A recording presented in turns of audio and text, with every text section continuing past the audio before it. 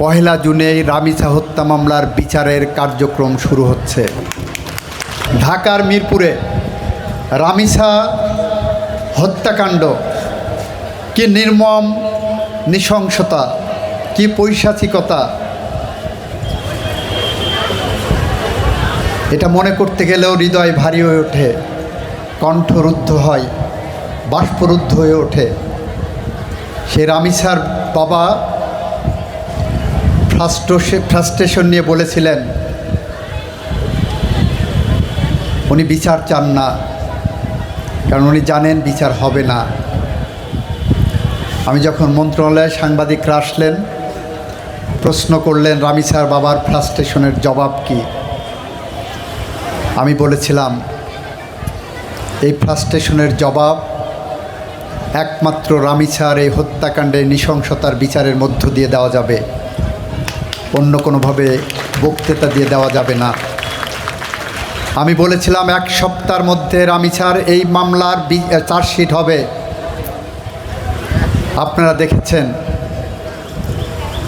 আমরা 1 সপ্তাহ পূরণ হওয়ার আগেই চার্জশিট দাখিল করেছি। আমরা রামিসা হত্যাকাণ্ডের বিচারের এই প্রক্রিয়াকে ন্যায় বিচারের মানদণ্ডে যেমন স্বচ্ছতা রাখতে চেয়েছি, ঠিক একইভাবে যারা এই ধরনের অপরাধের সাথে জড়িত হয় তাদের সামনে একটি দৃষ্টান্তমূলক বিচার প্রক্রিয়া নিশ্চিত করতে আমরা যে নিরন্তরভাবে পথ চলছি, নিরলসভাবে চলছি, তার অংশ হিসাবে 1 তারিখে পহেলা জুন যে কোর্ট খুলবে, পহেলা জুনেই রামিসা হত্যা মামলার বিচারের কার্যক্রম শুরু হচ্ছে। সুতরাং আপনারা ধৈর্য ধরেন। ঠিক রামিসার মতো মাগুরার আসিয়া সহ যতগুলো ফাঁসির আসামি,